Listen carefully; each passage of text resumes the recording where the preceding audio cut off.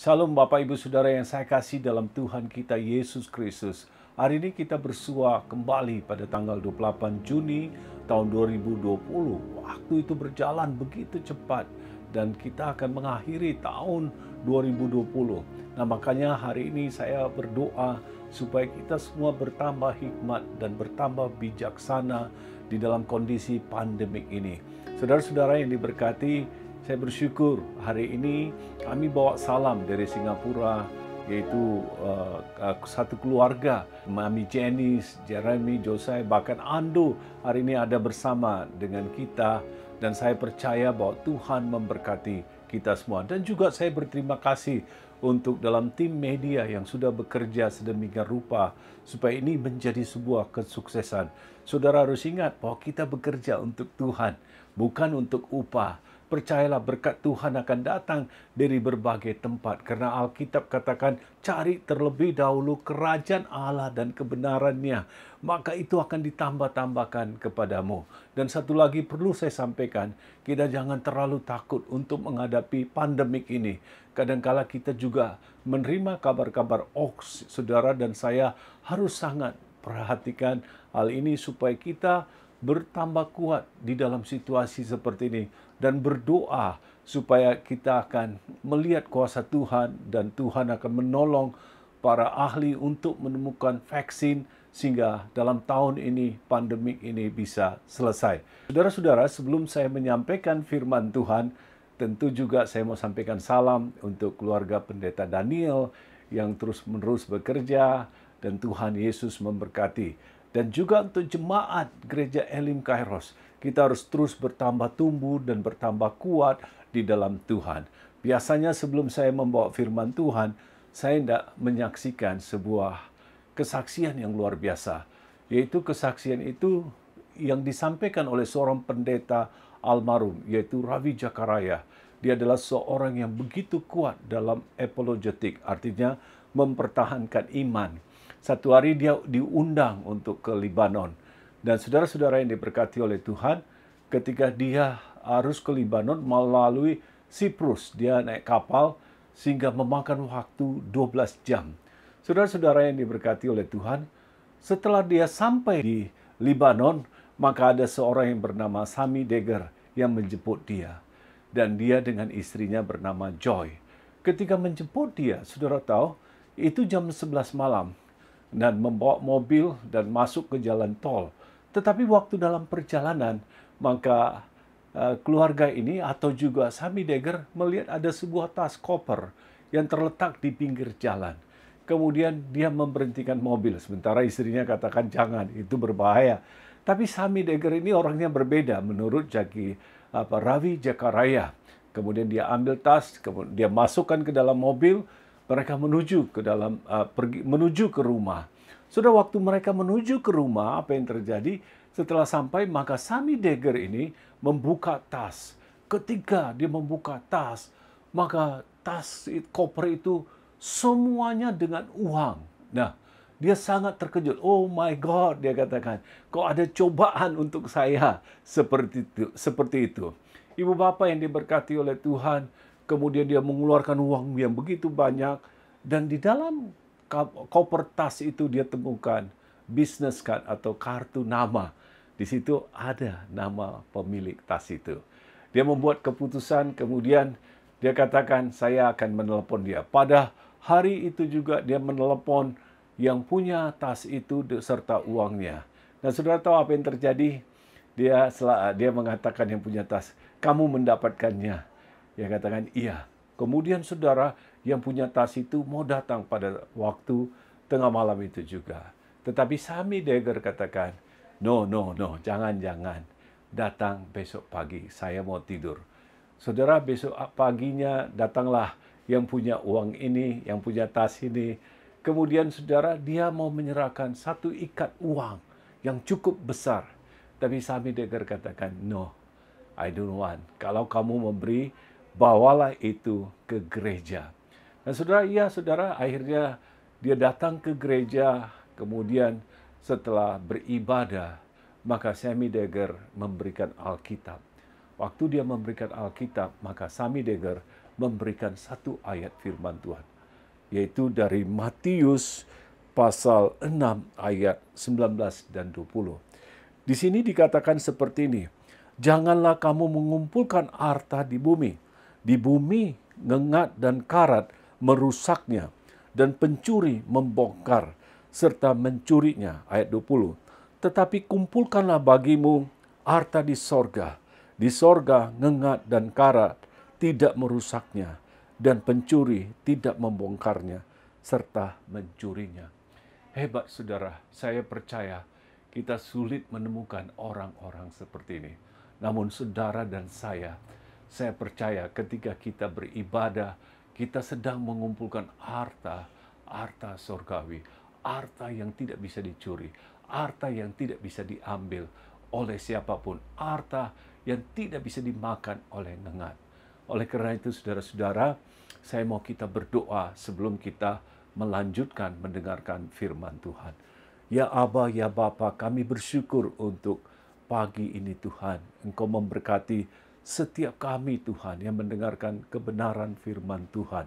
Biarlah Roh Kudus turun dan memberkati kami semua. Sehingga hati kami terbakar.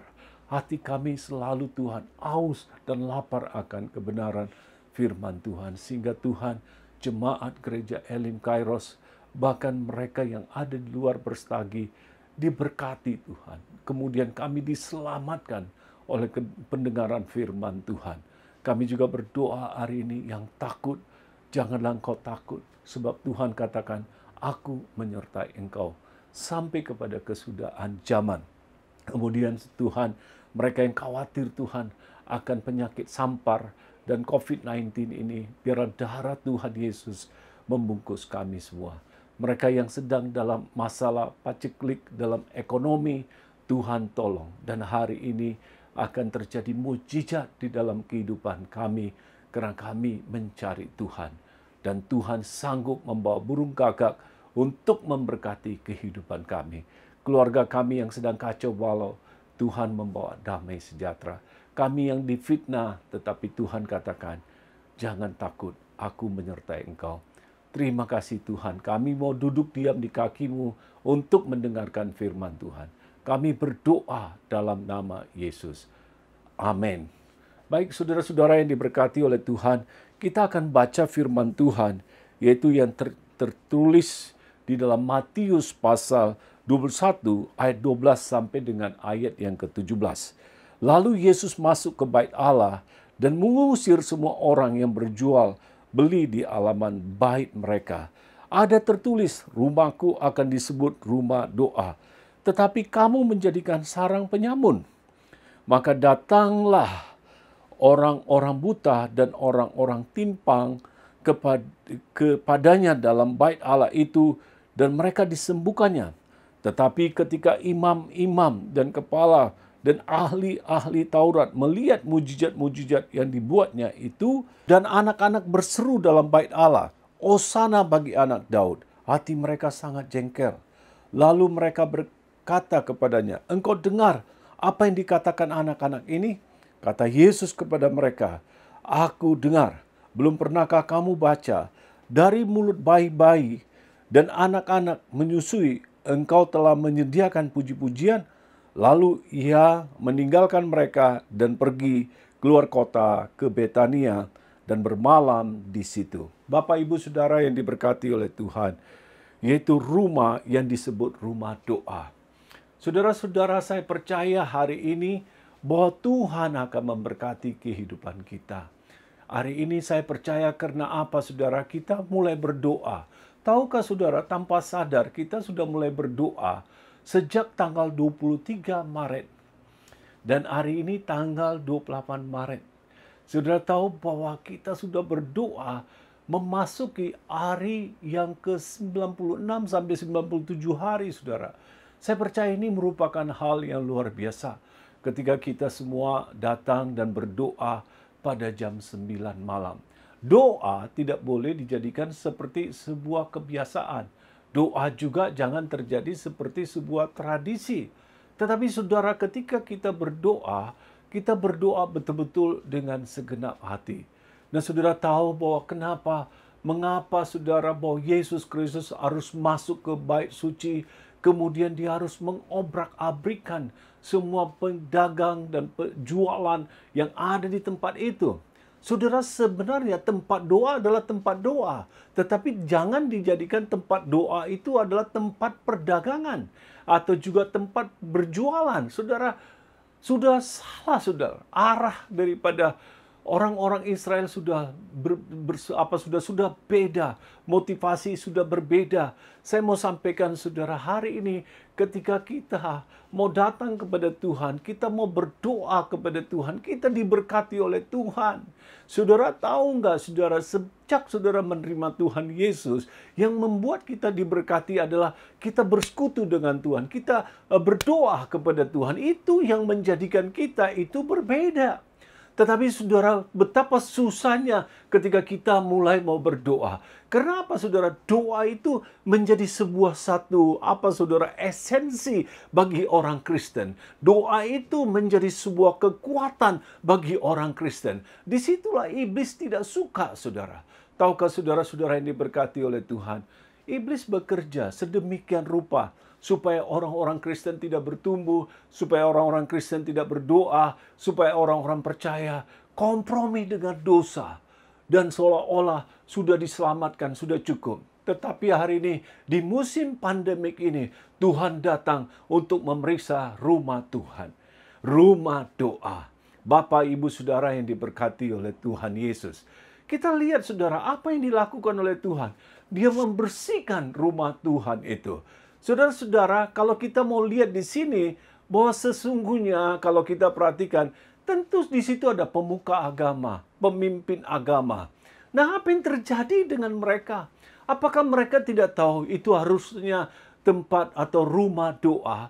Tapi mengapa mereka lakukan hal yang lain? Berdagang bukan salah, berjualan bukan salah, tetapi kita harus tahu di mana kita harus lakukan. Dan di sini kita lihat saudara-saudara yang diberkati oleh Tuhan, ada sebuah macam kompromi antara pemuka agama dengan penjual berdagang di bait suci itu. Saudara-saudara, hari itulah Yesus datang dan membersihkan rumah Tuhan. Saya mau sampaikan saudara-saudara, kadangkala terjadi saudara sebuah masalah di rumah Tuhan. Kenapa saudara? Itulah sebabnya dikatakan hedonisme. Dalam Tuhan juga coba mengambil keuntungan. Saudara-saudara, saya mau sampaikan kepada kita. Kita bekerja, saudara, di gereja Elim Kairos. Semua saudara, anak muda bekerja. Saya berterima kasih, saudara. Tapi motivasi jangan jadi salah. Kita harus mengutamakan Tuhan. Bukankah berkali-kali Tuhan katakan, cari terlebih dahulu kerajaan Allah dan kebenarannya, maka semuanya itu akan ditambahkan kepadamu. Saya baru jalan sore, ketemu seorang teman, dia katakan, sampai hari ini ekonomi saya dilindungi. Saya shock juga saudara ketika dia katakan seperti itu. Saya katakan, bagaimana ekonomimu dilindungi di tengah-tengah pandemi? Saya bayar perpuluhan kepada Tuhan. Dia katakan seperti itu saudara. Saya saudara hari-hari ini ketika diberkati, saya coba berpikir, bagaimana Tuhan untuk memberkati orang-orang yang dalam kekurangan. Makanya saudara, kita berupaya di musim pandemik ini, kita juga berupaya memberikan sembako untuk orang-orang yang dalam kebutuhan. Saya yakin Bapak Ibu Saudara yang diberkati oleh Tuhan, sepanjang motivasi kita tidak salah, bahwa bait suci dibersihkan, itu penting saudara. Hari ini kita merasa, mengapa Tuhan tidak dekat? Mengapa aku tidak ada damai? Mengapa aku kehilangan sukacita? Saudara, kita harus mengizinkan biar Tuhan datang untuk membersihkan kita. Sudah tahu seorang petani saudara? Pohon anggur. Ketika pohon anggur itu cabangnya jatuh saudara ke bawah tanah. Nah, apa yang terjadi? Kalau carangnya dibiarkan di atas tanah, maka saudara, carang itu akan kotor. Kemudian terjadi lumut, saudara. Kemudian apa yang terjadi? Carang itu tidak bisa berbuah. Tetapi ketika petani itu datang, petani yang baik akan datang, dia akan mengangkat carang anggur itu, saudara. Kemudian dia angkat, dia taruh di atas seperti kita di tanah karo, dikatakan pare-pare.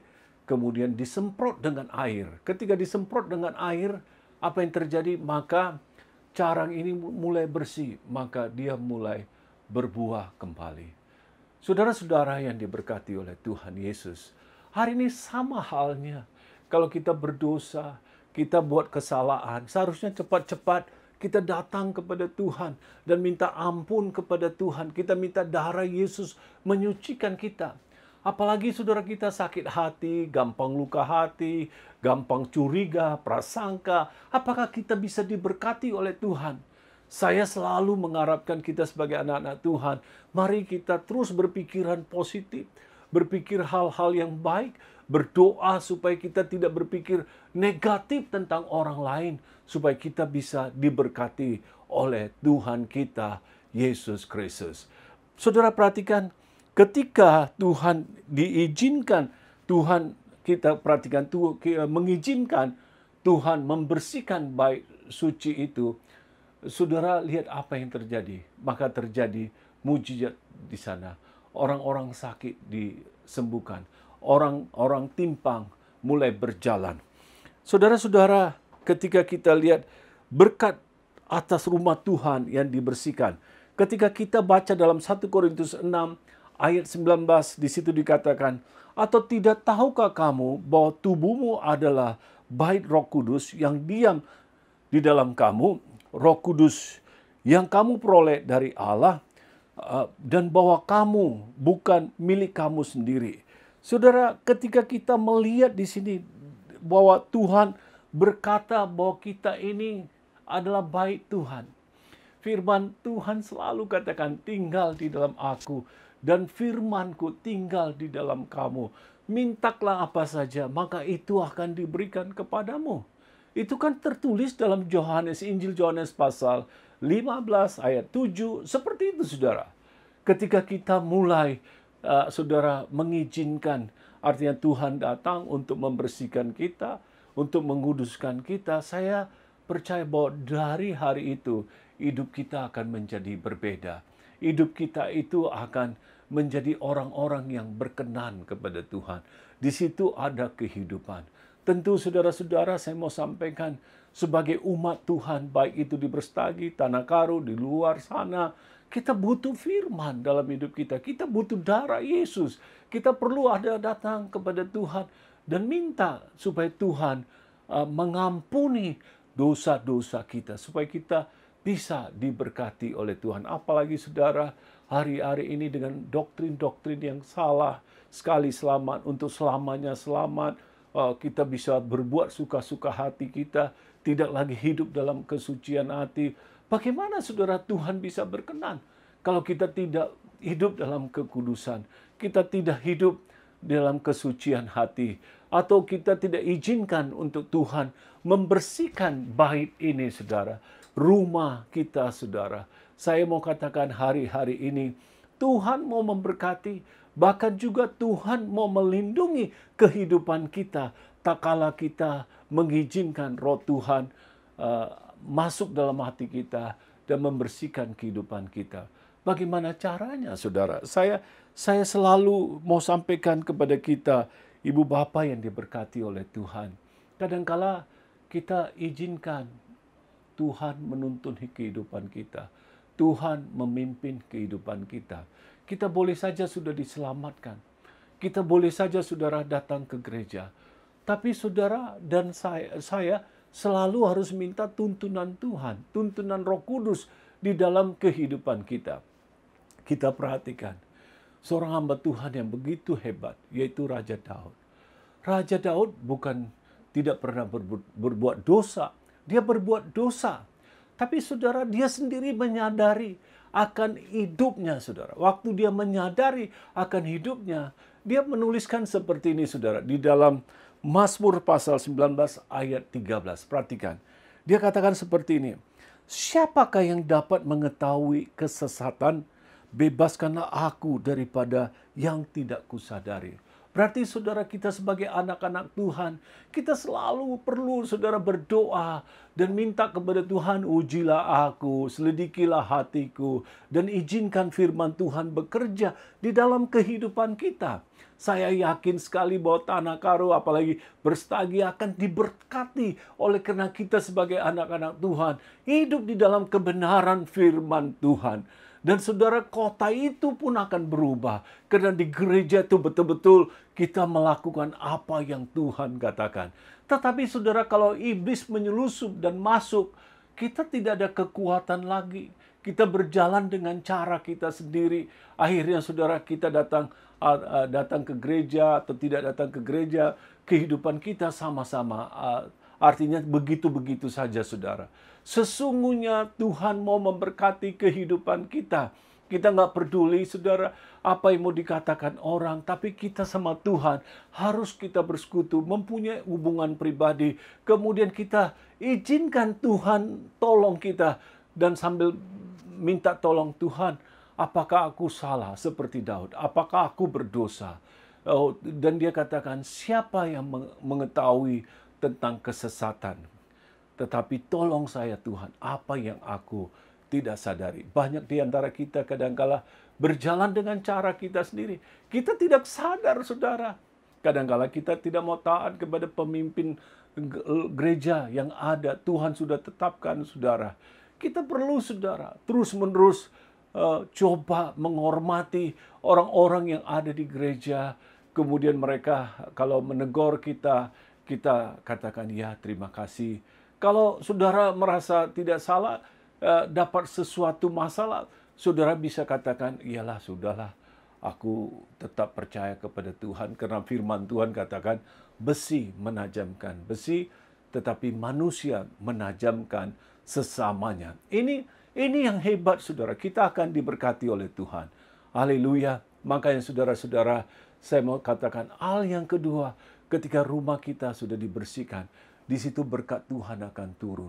Saya mau katakan saudara, di tengah-tengah pandemik ini, di tengah-tengah saudara COVID-19 ini, saya percaya berkat Tuhan itu tidak akan kurang di dalam hidup saudara. Makanya saudara selalu berkata-katalah hal yang benar. Jangan timbulkan ketakutan.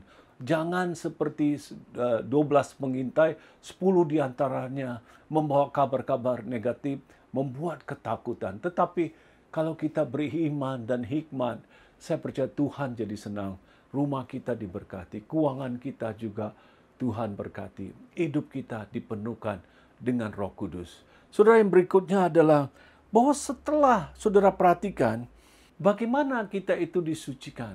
Alkitab jelas katakan bahwa kalau kita suka baca firman Tuhan, kita berdoa, kemudian kita ikut dengan persekutuan anak-anak Tuhan, saya yakin bahwa hidup kita akan berbeda.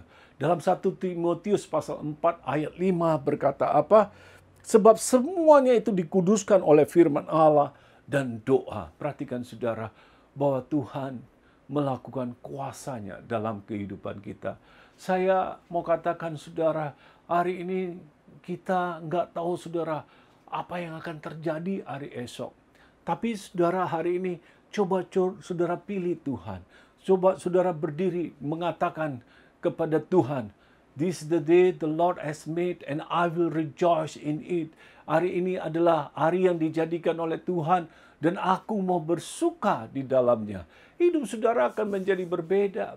Saudara-saudara, hidup saudara akan menjadi penuh dengan sungai damai sejahtera dan ombak-ombak ombak-ombak laut kebahagiaan yang tidak pernah berhenti dalam hidup saudara. Saudara, yang terakhir saya mau sampaikan kepada kita semua, yaitu saudara, ketika ada pengudusan pertama, kedua, setelah ada pengudusan maka terjadi mujizat. Harus ingat, kesucian maka terjadi mujizat, orang-orang sakit disembuhkan. Sama saudara, hari ini percaya saudara, ketika kita mulai menyucikan hidup kita dengan doa, dengan firman Tuhan, kita membersihkan lumut-lumut dosa dunia ini, dan kita mulai cari Tuhan.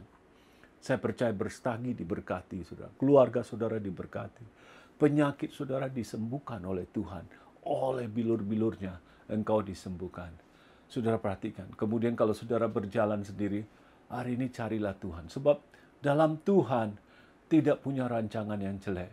Pencuri datang untuk mencuri, membunuh, dan membinasakan. Tapi Tuhan datang untuk memberi hidup yang berkelimpahan. Saudara, kita perlu lihat yang terakhir. Setelah terjadi kedua hal ini, maka di rumah Tuhan terjadi puji-pujian. Wow, luar biasa saudara. Saya mau sampaikan saudara, ini penting sekali. Perhatikan saudara, Matius 21 ayat 15 dan 16. Firman Tuhan mencatat, tetapi ketika imam-imam, kepala dan ahli-ahli Taurat melihat mujizat-mujizat yang dibuatnya itu, dan anak-anak berseru dalam bait Allah, Hosana bagi anak Daud, hati mereka sangat jengkel. Lalu mereka berkata kepadanya, engkau dengar apa yang dikatakan anak-anak ini? Kata Yesus kepada mereka, aku dengar. Belum pernahkah kamu baca dari mulut bayi-bayi dan anak-anak yang menyusu, engkau telah menyediakan puji-pujian. Saudara perhatikan kalimat hati jengkel, saudara. Seharusnya saudara para pemuka, orang-orang dewasa, harusnya bersuka cita, saudara. Jengkel itu sama dengan iri hati. Jengkel itu sama dengan marah, saudara. Saudara-saudara, makanya saudara kita yang sudah dewasa harus hati-hati. Kita harus berubah. Sejak saudara dengarkan firman Tuhan saat ini, saudara minta kepada Tuhan, Tuhan tolong biar aku terus berubah, saudara. Perubahan itu bukan satu kali, tetapi terus-menerus. Kita harus berubah di dalam Tuhan. Sampai kedatangan Tuhan, artinya baru kita disempurnakan. Tetapi sepanjang saudara ada saat ini, kita harus jaga hati kita.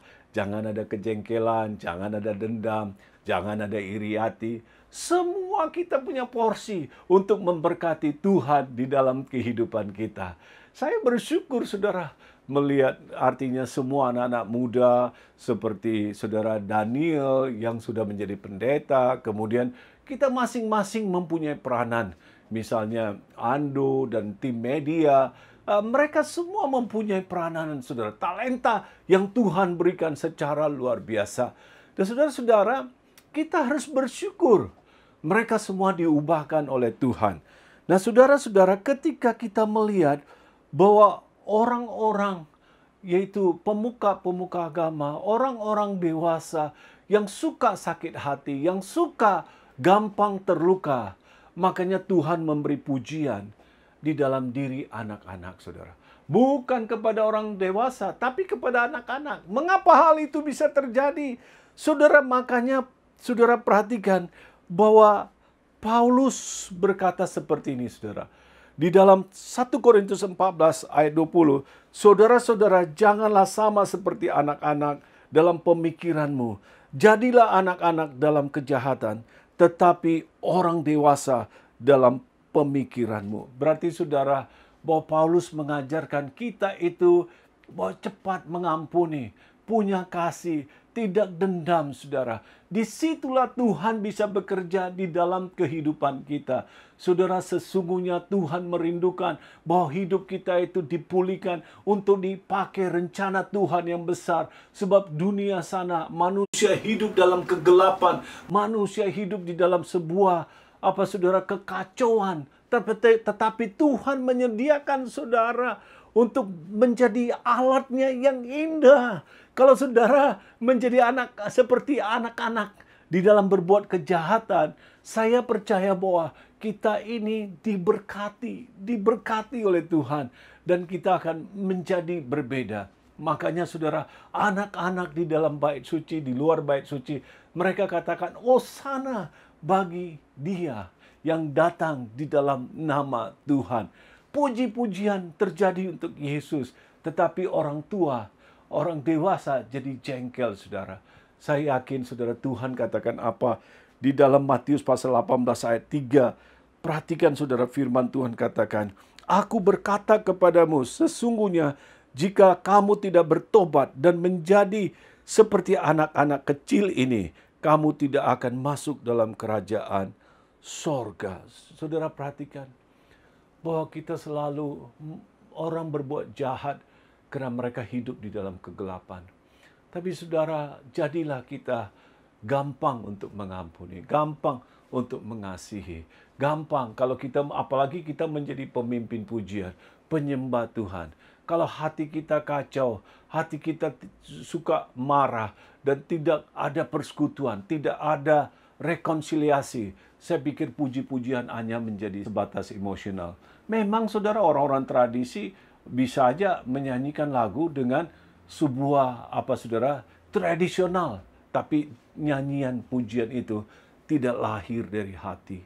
Tetapi saudara, ketika pujian, Tuhan suka dipuji. Makanya Tuhan menyediakan, bahkan bukan saja kepada anak-anak, dalam mulut bayi juga Tuhan sediakan pujian bagi dia. Oh, kemuliaan, hormat bagi dia.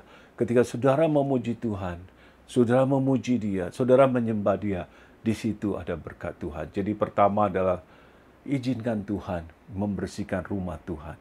Siapakah rumah Tuhan? Kita sendiri rumah Tuhan. Jadi ketika kita izinkan Tuhan bersihkan, kedua apa yang terjadi? Pergumulan saudara, masalah saudara, persoalan-persoalan saudara yang saudara lewati, gampang bagi Tuhan. Kenapa Tuhan gak bisa dekat? Mungkin dosa, mungkin dendam, mungkin sakit hati, mungkin saudara berjalan dengan caranya sendiri, mungkin saudara tersesat. Tetapi hari ini waktunya saudara datang, Tuhan, ujilah aku, cobalah aku, ampuni aku Tuhan kalau ada dosa. Dan apa yang terjadi? Mulai hari ini saudara diberkati oleh Tuhan. Ketiga, pujilah Tuhan, ucap syukur kepada Tuhan, maka kita diberkati oleh Tuhan. Mari kita berdoa.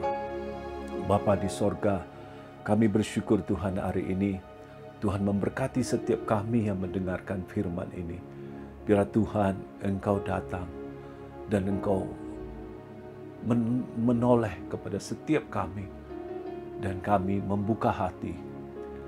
Ketika Engkau datang dan melihat bahwa motivasi kami salah, ada dosa, Tuhan ampuni kami. Sucikan kami Tuhan. Sehingga Tuhanlah menjadi pemilik bait kami ini Tuhan. Jadi rumah doa. Karena firman-Mu berkata bahwa rumahku akan disebut rumah doa. Biarlah anak-anak Tuhan suka berdoa. Hamba-Mu percaya Tuhan, setiap kami ada di Berstagi, ada di gereja Tanah Karo, diberkati oleh Tuhan. Yang di luar sana diberkati oleh Tuhan. Kami katakan, Tuhan, sucikan kami. Bebaskan dari ikatan-ikatan dosa. Mata kami selalu menyaksikan tontonan-tontonan yang jelek. Tuhan, sucikan dengan darah-Mu. Mari Tuhan lakukan mujizat. Oh, rabadata kasyidi bahu rabata kasyanta.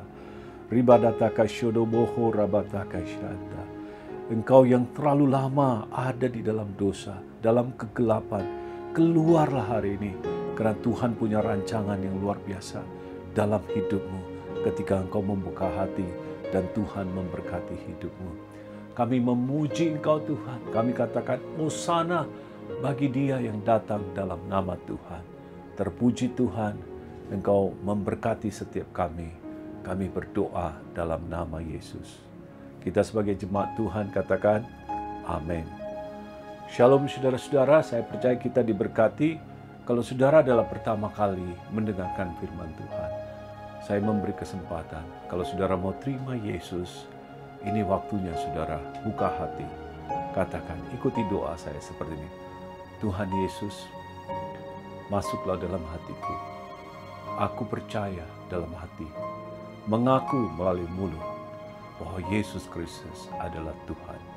Ampuni dosaku. Berikanlah aku pengalaman baru, hidup baru.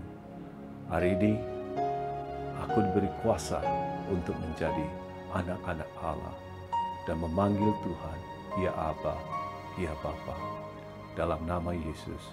Amin. Shalom, selamat hari Minggu. Tuhan Yesus memberkati kita semua. Amin.